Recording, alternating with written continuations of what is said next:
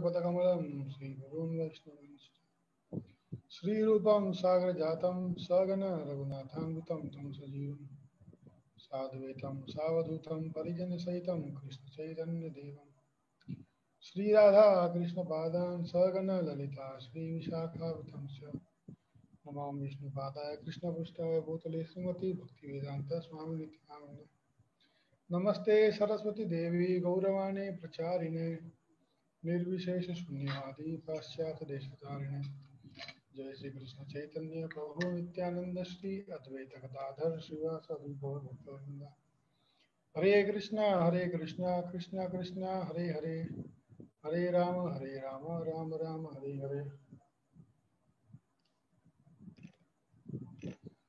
तो हमने कल देखा था, अर्जुन पूछ रहे भगवान से कि क्योंकि ये योग जो है बहुत ही कठिन है और ऐसे योग पथ पे अगर कोई चल रहा है और लक्ष्य की प्राप्ति ना हो तो उसका क्या हाल होगा।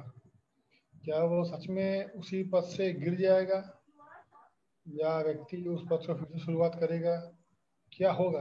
उसने पूछा भगवान से। भगवान कहते हैं कि सूचिनाम श्रीमताम है, जो व्यक्ति इस पथ पे लगा हुआ है अगर वो लक्ष्य तक नहीं पहुंच पाता तो धीरे धीरे वो अगले जन्म में या तो धनी परिवार के वहाँ जन्म होगा या बहुत बड़े पंडित ब्राह्मण के वहाँ जन्म होगा, ताकि उसको भक्ति शुरू करने में उसी जहाँ उसने छोड़ा था वहीं से उसको प्रारंभ करने में आसानी हो।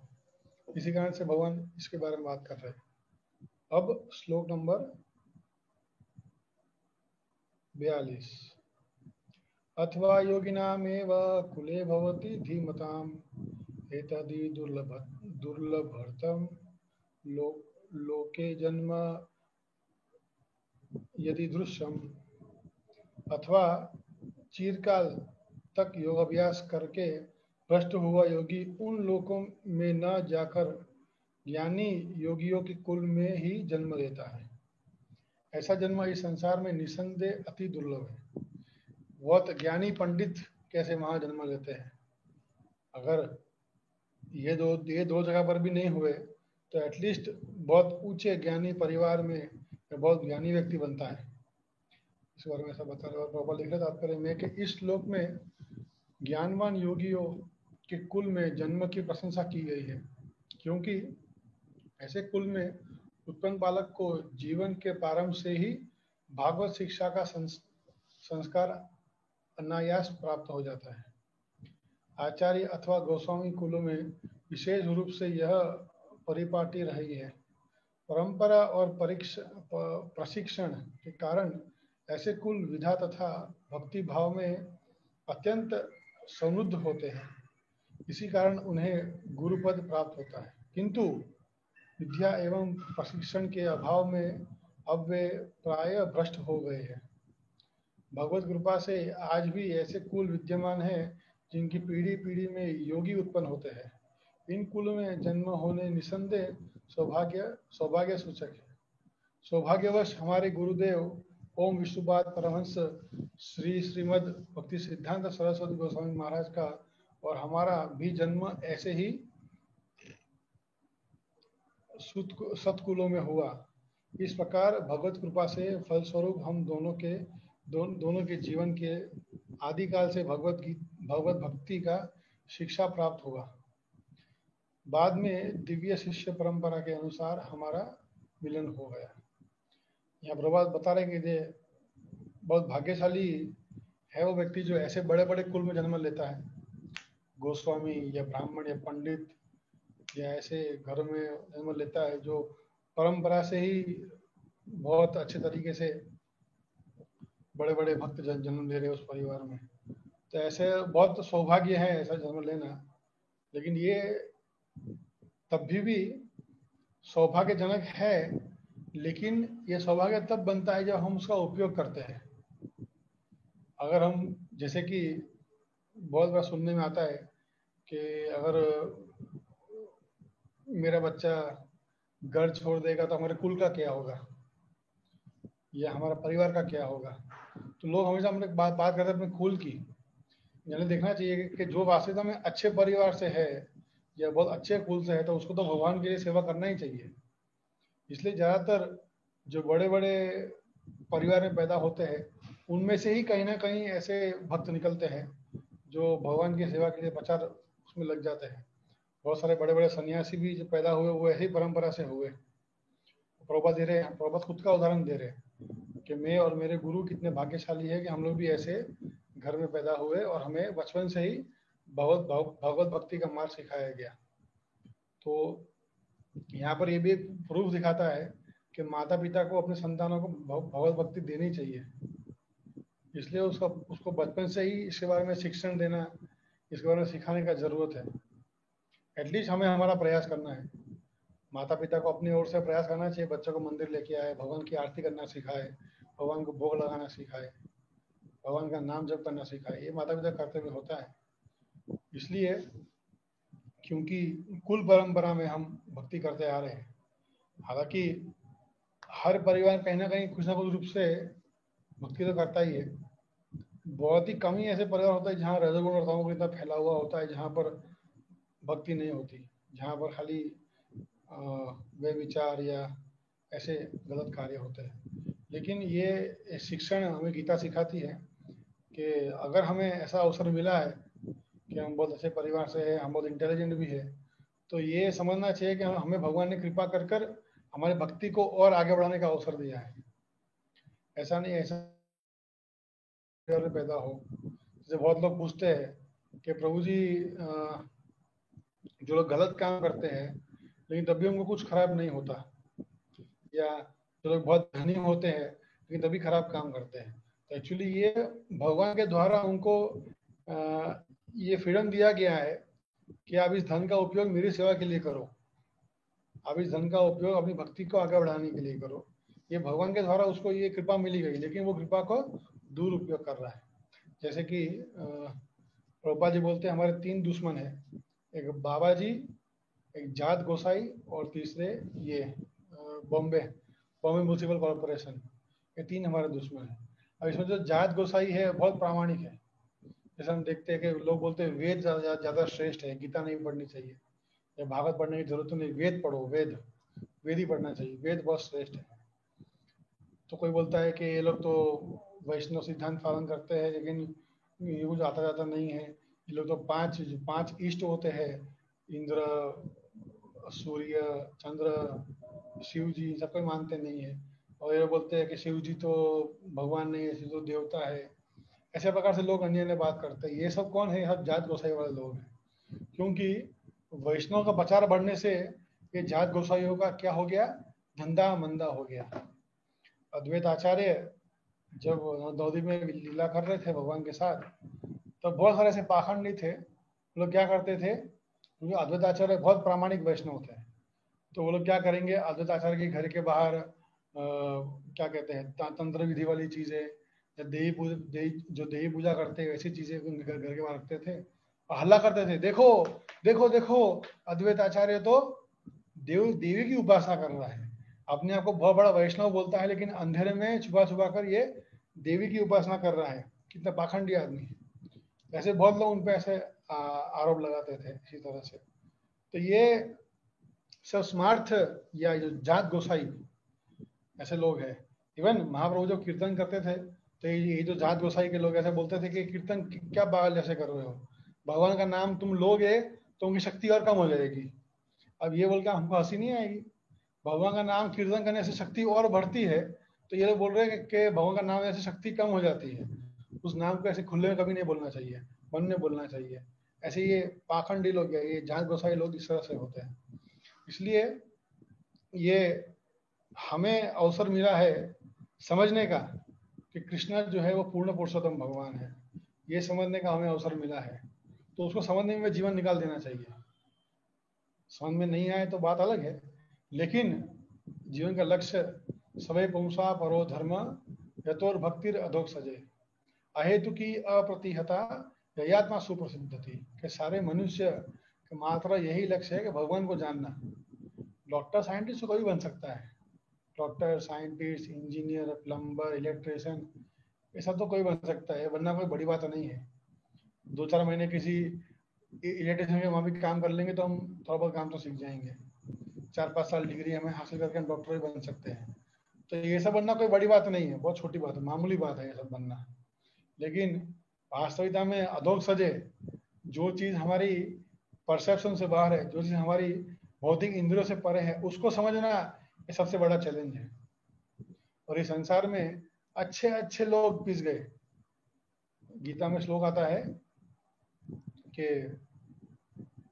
श्लोक मुझे याद नहीं आ रहा, उसमें ऐसा बताते हैं कि हजारों करोड़ों योगियों में एक योगी है जो योग में सिद्धि प्राप्त करता है।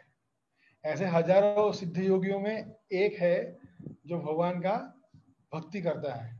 ऐसे हजारों करोड़ों भक्तों में एक है जो भगवान को समझ पाता है। और ऐसे हजारों समझने वालों से एक है जो कृष्ण की वास्तविकता में सेवा कर पाता है। तो ये बहुत बड़ा चैलेंज है भगवान को समझना। 10th 12th 8th तो मामूली पढ़ाई है, डिग्री तो मामूली पढ़ाई, लेकिन पीएचडी कितने लोग करते हैं? 1% या 2% लोग पीएचडी करते होंगे। तो Krishna consciousness is PhD of human life. हमारे जीवन का पीएचडी होना चाहिए। ये पीएचडी है वास्तविकता में, इसलिए हमको इसमें बहुत लोग मिलते भी नहीं, कुछ कम लोग ही होते हैं। हालांकि संख्या बहुत बड़ी है दुनिया में लोगों की, लेकिन तब भी गीता सुनने बहुत कम लोग आते हैं। और साथ साथ हमें तकलीफ देने वाले, बंधन देने वाले ये स्मार्ट ब्राह्मण या ये जात गोसाई ऐसा अलग लोग भी होते हैं जो अपने परसेप्शन से भगवत ज्ञान को समझते हैं।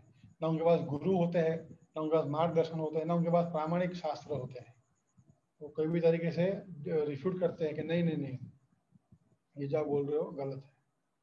तो भगवान की साकार पूजा नहीं करनी होती, निराकार पूजा ही करनी होती है। कर्मकांडी खाली करना होता है। नवचंडी करिए, ये क्या बोलते हैं, अन्य कोई हवन करिए, लेकिन भगवान नाम जप मत करिए। भगवान नाम जप करेंगे तो भगवान का नाम की शक्ति कम हो जाएगी, ऐसा इस तरह से लोग बोलते हैं। तो इसलिए हमें समझना चाहिए कि इतना अच्छा अच्छा अवसर हमें मिला है कि बहुत भाग्य से हम अच्छे परिवार में जन्मे हैं।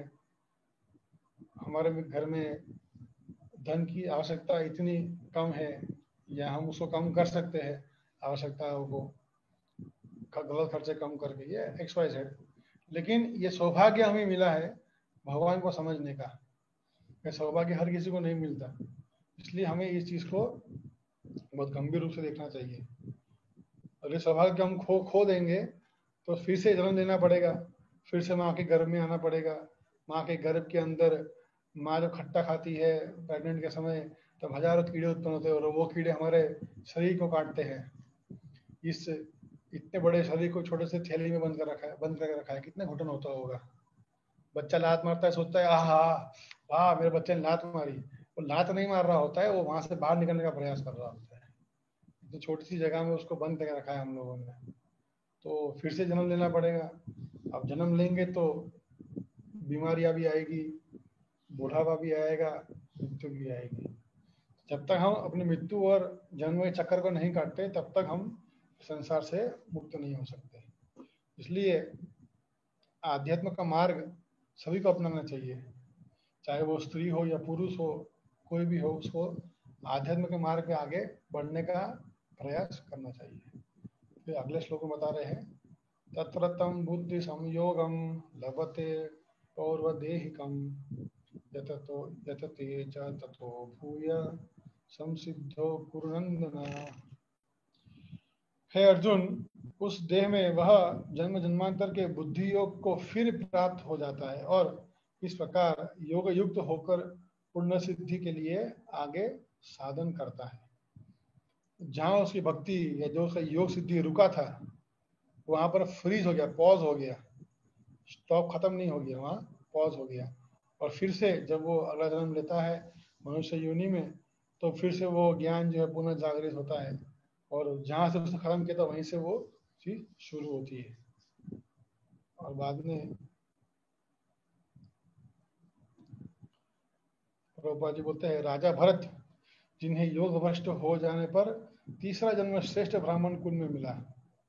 इस सत्य के प्रतीक है कि योगभ्रष्ट पुरुष का जन्म ऐसे सत्कुल में होता है जहाँ पूर्व शरीर का बुद्धि योग उसे फिर से प्राप्त हो जाता है, हो जाए। भरत संपूर्ण विश्व का सर्वभौम सम्राट थे। भरत महाराज कौन थे, उनकी थोड़ा मैं बताऊंगा, स्टोरी में थोड़ा फ्लैश से बताऊंगा। हम सुने थे कि ऋषभ देव नाम के भगवान ने अवतार लिया था, भागवत में इनका वर्णन आता है। ये वही ऋषभ देव है जिनके कारण ये जैन धर्म शुरू हुआ। जो जैन धर्म है वो शुरू हुआ किसके कारण से, ऋषभ देव के कारण से। ऋषभ देव के स्वपुत्र,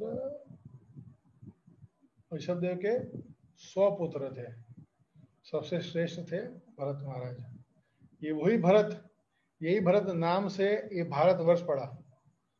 इसका नाम पहले कुछ और था, जहां हम रह रहे भारतवर्ष के अंदर इसका नाम भारत नहीं था, कुछ और था।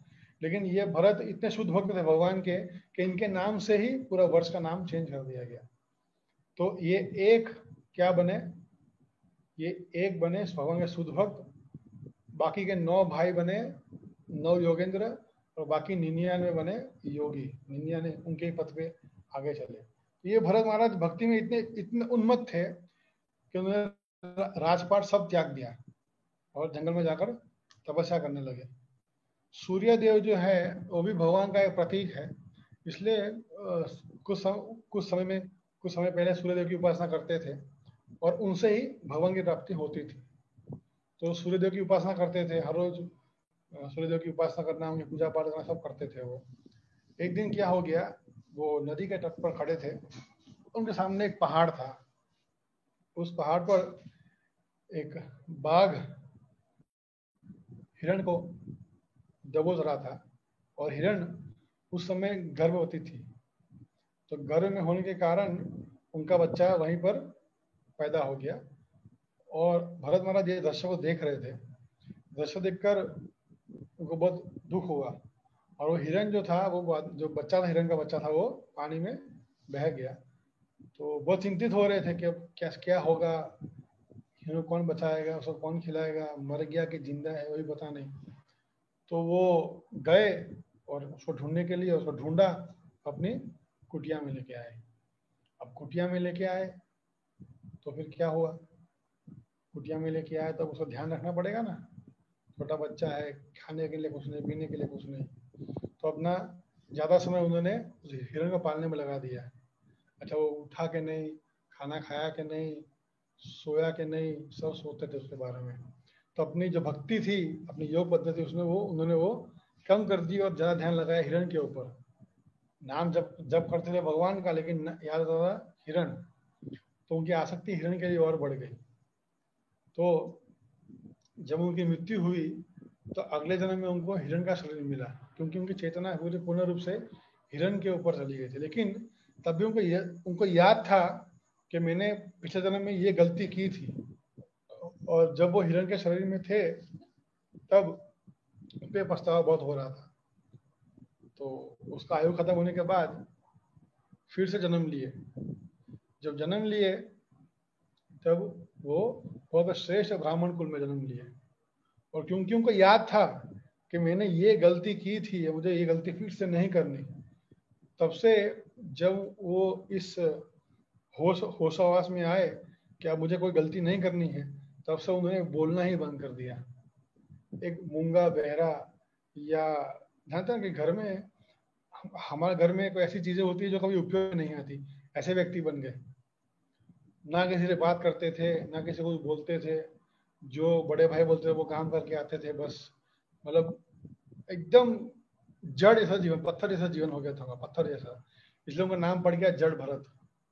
तो इनको उनके जो भाई की पत्नियां थी, वो जला हुआ सब्जी जब जब बचता है कढ़ाई में, वो खिलाती थी। जब हम चक्की पीसते, पहले चक्की पीसते, पहले मशीन नहीं था, तो चक्की पीसने के समय जो भी अखे दाने बच जाते हैं, छिलका बच जाता है, वो सबकी रोटी बना के इनको खिलाते थे और ये चुपचाप खाते थे। पहले के टाइम में घर में ही तेल बनता था, आज तेल नहीं बनता।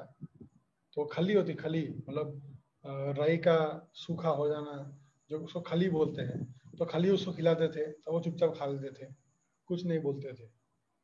हालांकि उनमें ज्ञान बहुत था।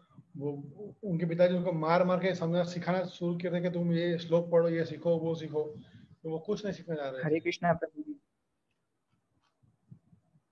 क्योंकि वो जानते हैं कि अगर अब मैं फिर से कोई छोटी गलती भी करूंगा तो मैं फिर से पतन हो जाएगा। और कुछ समय बाद उन्हें घर छोड़ दिया, ऐसे ही जंगलों में भटकते रहे भटकते रहे। ये बहुत लंबी कथा है, इसमें इसमें संक्षेप में कहा तो इसे समझ में आता है कि वास्तव में भक्ति कितनी सूक्ष्म है। भक्ति में छोटी गलती, क्या गलती थी उनकी? कोई गलती नहीं थी। उस हिरण को वो खाली घर पे लेके आए ताकि उसको वो बाघ ना खा ले, बस इसी कारण से वो हिरण को घर पे लेके आए उनका ध्यान रखने के लिए। लेकिन जस्ट इतनी छोटी गलती करने पे उनको इतना कुछ भोगना पड़ा। उनको फिर से शरीर मिला हिरण का और उनको फिर तो इससे समझ में आता है कि भक्ति जीवन के अंदर या ऐसे योग अभ्यास के अंदर एक छोटी गलती करना भी हमारे लिए बहुत खतरनाक हो सकती है, छोटी गलती करना। इसलिए बौद्ध मुख्य रूप से गीता के तीसरे अध्याय में बताते हैं कि योगी जो होता है, एक भक्त जो होता है, वो बाह्य रूप से लगता है अटैच्ड किसी चीज वस्तु से, लेकिन इंटरनली वो किसी से अटैच नहीं होता। इसलिए हमें ये चीज बहुत जरूरी है। जो पराया था उसको उसने अपना बना लिया, तो जो हमारे अपने हैं क्या उनसे हमारी आसक्ति छूटने वाली है? नहीं छूटेगी। तो इसलिए ये भक्ति का मार्ग विरक्ति का मार्ग है, वैराग्य का मार्ग नहीं। इसलिए हमें भगवान का नाम जप करना सिंसियरली और भगवान के प्रति और आसक्त होना जरूरी है। इसलिए जब तक हम आसक्ति में नहीं पहुंचते, जब तक हमारा आसक्ति भगवान के लिए नहीं होता, तब तक हम इस संसार से मुक्त नहीं हो पाएंगे। इसलिए यहाँ उदाहरण दे रहे जड़ भरत का कि छोटी गलती की और उनको फिर से जन्म लेना पड़ा और उनकी भक्ति वहीं से शुरू हुई। और श्लोक नंबर 44 पूर्वाभ्यासेन तेनैव ह्रियते ह्रियवशोऽपि च जिज्ञासुरपि योगस्य शब्द ब्रह्माति वर्तते। पूर्व जन्म के भगवत भाव के प्रभाव से वह अपने आप योग की ओर आकृष्ट हो जाते हैं। योग के लिए प्रयास करने वाले ऐसा जिज्ञासु योगी भी शास्त्र के कर्मकांड का उल्लंघन कर जाता है। योगी मतलब जो ऑलरेडी भक्त बन चुके हैं। इसलिए हम देखते हैं कभी कभी पति पत्नी होते हैं तो पति को इंटरेस्ट नहीं होता भक्ति करने में, पत्नी बहुत अच्छा भक्ति करती है। या कभी कभी बच्चे भक्ति करते हैं, माता पिता को बोलते, माता पिता बोलते हैं क्या तुम पागलपन कर रहे हो, ये कोई उम्र है माला करने का तुम्हारा। एक्चुअली ये समझना चाहिए कि इसकी कोई जन्म में इन्होंने भक्ति की है, उसका ये फल मिल रहा है कि उसको और कोई कर्मकांड या और कोई भी क्रिया में उसमें इंटरेस्ट नहीं है, उसको डायरेक्ट भगवान की भक्ति में इंटरेस्ट है। जनरली जब हम बात करते हैं वेदों की तो बोलते हैं धर्म अर्थ काम मोक्ष, उसमें कहीं माला जप करने की बात नहीं आती, कहीं कहीं पर भी भगवान की भक्ति के बारे में बात नहीं आती। लेकिन जो वैष्णव सिद्धांत समझता है वही समझ सकता है कि वास्तविकता में भगवत भक्ति ही सब कुछ है। इसलिए अगर कोई हमारे परिवारजन या हमारे मित्र में कोई भक्ति कर रहा है तो उसको और प्रेरणा देना चाहिए कि हाँ तुम भक्ति करते रहो अच्छे से, क्योंकि वो भक्ति जो करेगा उसका लाभ हमें भी मिलने वाला है, ऐसा नहीं मिलेगा। इसलिए हमें प्रयास होना चाहिए कि हमारे पति, हमारे बच्चे जो भी भक्ति कर रहा हो उसको भक्ति करने दो, उसको टोको रोको टोको नहीं, है ना। तो मैं यहीं पे विराम लेता हूँ, अगर किसी को कोई प्रश्न है तो पूछ सकता है।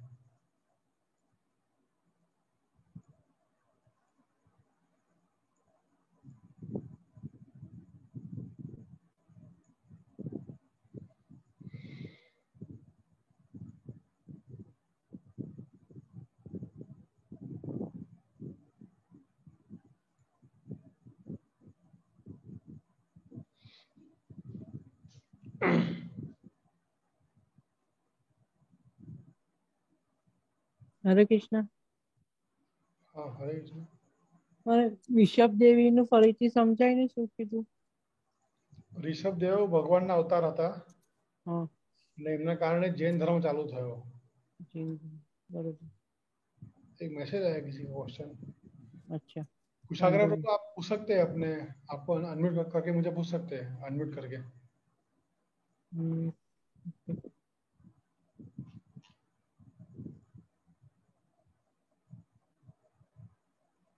सागर प्रभु।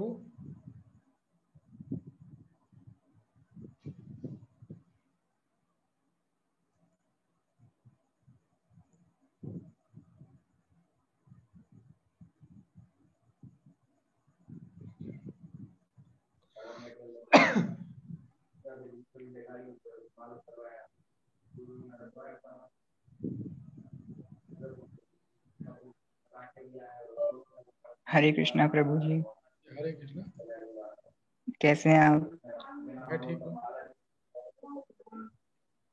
मैं आपसे ये प्रश्न पूछना चाहता था कि अब ये पूछूं कि ना पूछूं, पर जो मैंने आपसे एक बार आपसे इंस्टाग्राम अकाउंट पे आपसे जो प्रश्न पूछा था वही प्रश्न दोबारा पूछना चाहता हूँ। क्या प्रश्न था? वही कॉलेज वाला। वो हम बाद में बात करेंगे।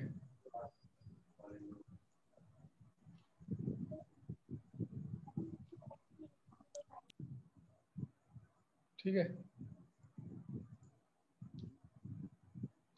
ठीक है। जगत जगत गुरु श्री प्रभुपाद की जय।